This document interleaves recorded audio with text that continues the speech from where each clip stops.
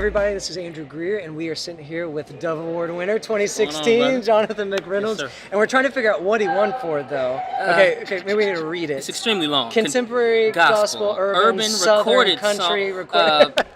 album producing, writing list. No, it's contemporary, gospel, urban, of course, song of the year for The Way That You Love Me, which of course is one of Jonathan's latest big hits, and loved hearing it in the pre-show too, playing on the Nice. over the speakers. But you know what I want to talk to you some about is about where music first started to become this anchor in your life. Growing up Chicago, South Side, interesting kind of growing up years and perspectives. Yeah, I mean, you know what? Probably the biggest factor in my life is that we never lived more than 2 blocks away from my church. And so I was in church 4 or 5 days a week. You know, as a child, as a church kid, we go to the loudest instrument. So I started playing the drums when I was probably 4 or 5. Started playing the organ when I was about 8. And still, if I'm in town on Sunday, I go back to the old church and get right back on the organ. I rarely organ, sing. really? Oh man, I rarely sing. Like Hammond style B3. Hammond B3 organ. Yep. Oh yeah, my mother's a pipe organist, so I was always hoping she might No, evolve this is a slightly different vein, but so that's where music started to become a part of my life. Honestly, it was kind of in the backdrop. I was more of a nerd. I wanted to be a meteorologist. I wanted to be a computer engineer, a whole bunch of other stuff before music.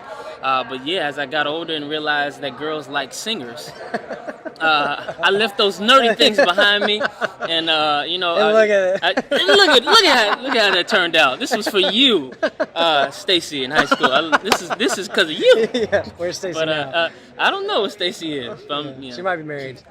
I named one of my guitarists Stacy, so she's forever immortalized.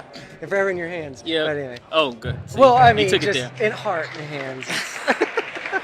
Yep. But so how did music, through those years of growing up, it's obviously that was very present, but what did the medium music actually do for you from a spiritual perspective, relational perspective, or even being a nerdy kid who might have been a little more introverted, how did that help begin to really shape and evolve some of your personality, your spirituality? Yeah, I mean, I think that music has the amazing, I don't want to say privilege, but it kind of does something that nothing else can really do. No art, no poetry even, no sermon can stick into your heart and your brain like a song can.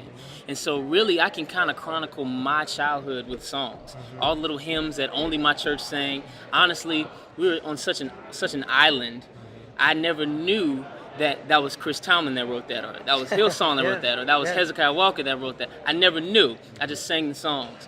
And so I can kind of remember all the songs that kind of came up in my childhood. And so when it turned out that I was getting older and going to college and starting to, sow my wild oats a little bit or whatever, trying to figure out who I am, when I tried to express myself, my predicament, express my struggles, it came out through music. And it wasn't particularly intentional. I definitely did not go into this planning to get any of this or even to be recognized commercially at all. But it was literally, that's the way it came out.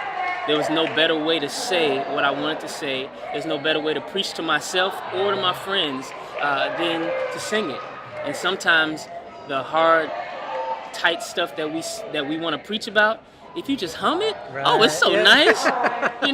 You better get right. You better get right. It's just, I guess I should get right. And so I think music really just had it was the best way. And even now, I don't look at it as just music itself, but I look at it as a vehicle to express a message. It has a way of massaging the heart rather than just penetrating it directly. It's got this ability to really kind of seep its softly, way. or calmly, subtle. It's a subtle thing, but I really have been blessed because this was certainly not on any of my teachers' minds. That nerd over there that likes finishing tests first. I didn't think he.